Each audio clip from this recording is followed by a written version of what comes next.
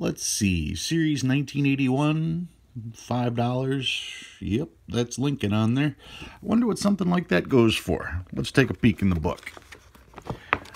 $5, 1981, almost uncirculated. Let's see. 1981, that one's out of Chicago. 186 million of them produced. In 40, it's worth $10, and in choice uncirculated, $25. Huh, that's interesting. But that isn't why I wanted to bring that one out. I will get to that shortly. Hey everyone, welcome to another $1,000 strap search. I've got my $1,000 in singles here. Already been through these. Gonna check out and see what I found in these. But before I show you my finds, let's talk about this week's tip. This week's tip involves conversation. The conversations you have at coin shops or at tables with dealers or at your local coin shop itself can change the price of things, and it can change the price both ways, just so you're aware. For instance, if I said, let's talk politics, I'm sure 50% of the people watching this disagree with everything I'd say. Well, if I'm a business owner, why would I risk 50% of my clientele?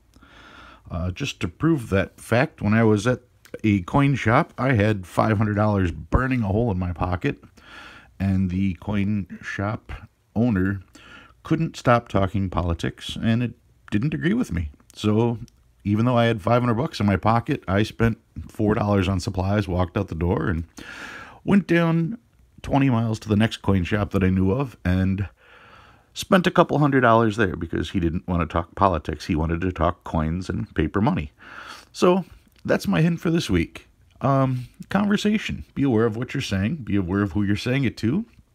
And keep things where they should be. Right now, politics isn't something people should be talking. It seems to be the most divisive thing in the country. So when you're out doing your hobby, enjoy your hobby. Don't mix and, well, potentially cost yourself money. If you're a dealer, you may lose a customer. And if you're a customer, you have the right to shop anywhere you want. All right, enough of that. Here's my 1,000 in singles. We will get that out of the way, and we will take a peek at what I found this week. Did find a bunch of trinaries, 0s, 5s, and 9s on this one. Same thing here, 0s, 5s, and 9s. These are from different series, though, so they are not anywhere consecutive. Didn't come off the same sheet like on my particular sheet. Just the same numbers.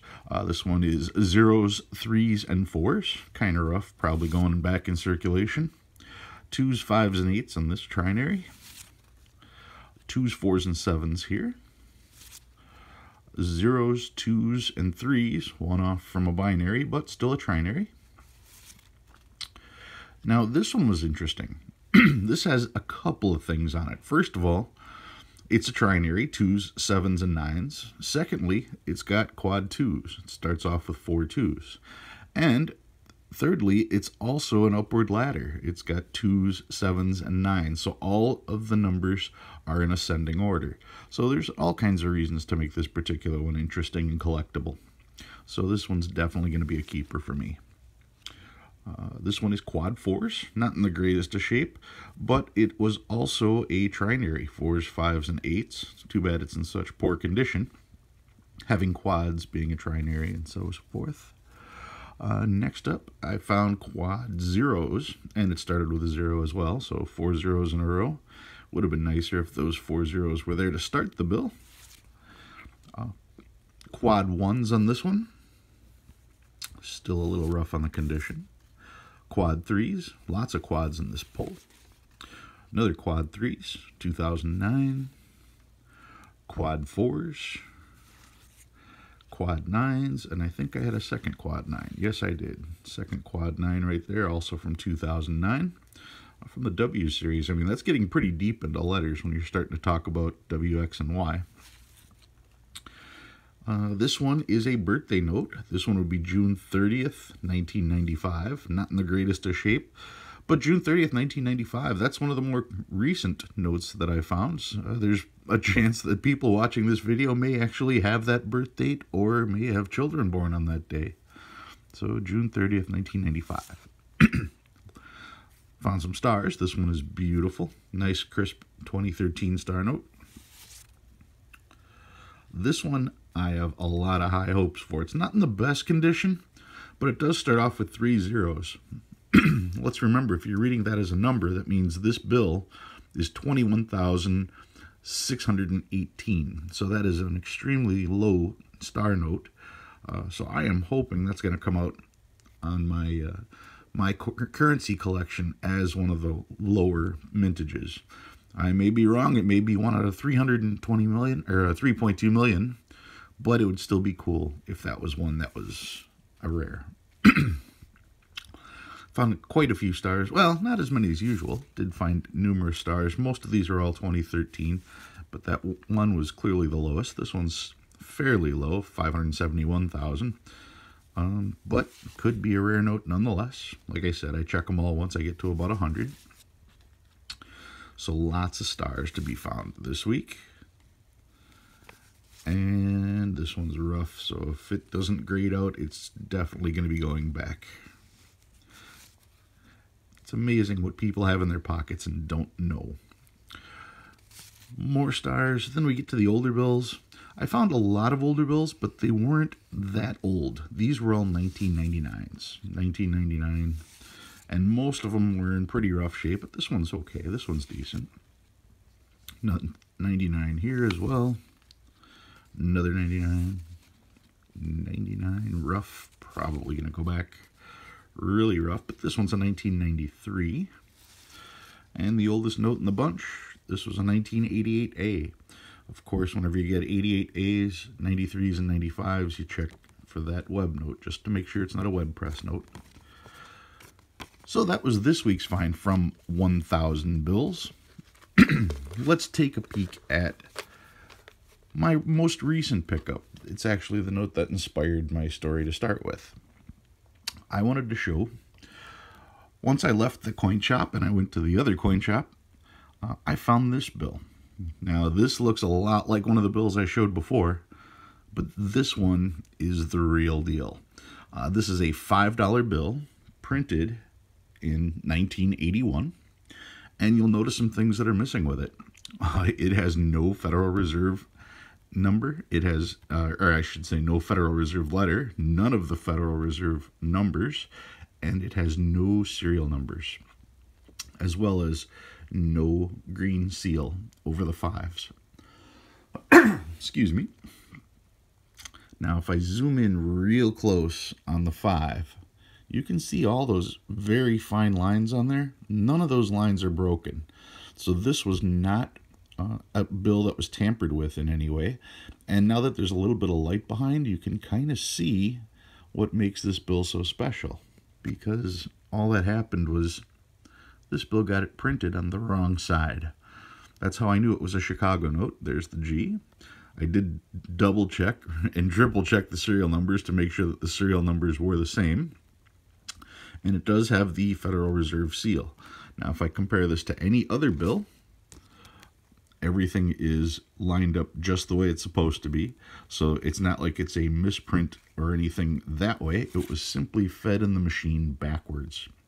This here, that's part of the bill. That's actually a slight ink smear there. This bill, when you check the corners, when you check this bill as close as you can, that little dirt line there is all you see. There are no creases, there are no tears, there are no holes. All you've got are these razor sharp sides, razor sharp corners, nothing at all. If this isn't a 58, I don't know what would be. This could be a 58, this could be a 63, this could even be a 65. Because anything that's on this bill, that was there when it started. That's a pretty slick looking bill there. Nothing on the front. Once again, the front, taking a close look, you can see that through the plain field, there are no creases, no tears, no smudges, no holes. Just a razor sharp note. So these are extremely hard to find. I wish I would have found this in circulation. Wasn't so lucky to find it in circulation. Granted, whoever did find this in circulation, well, maybe not. Maybe they didn't find it in circulation. Maybe this one was snuck out of the Federal Reserve by an unscrupulous employee. But we will never know. All we do know is that it was Chicago, and it was 1981. Those are the only facts that we have about this bill. So when you start seeing bills like this, you have to ask yourself, well, what's a bill like this worth? Well, back to the big book. The big book does cover errors. So let's take a peek.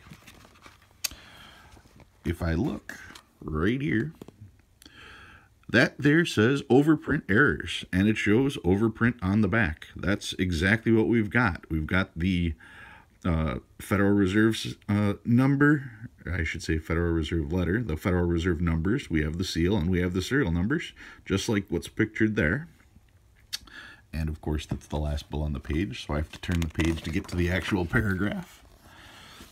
Okay, so this says, the third printing, which consists of the serial numbers, seals, and district numbers, is also referred to as the overprint.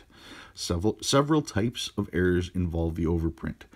The overprint on back error occurs when an uncut half sheet enters the overprinting press with the back design toward the printing heads instead of the face. This produces a note with the appearance of missing of a mistake on both sides. The face side of the note is missing the third printing, while the seals, serial numbers, and district numbers are on the back.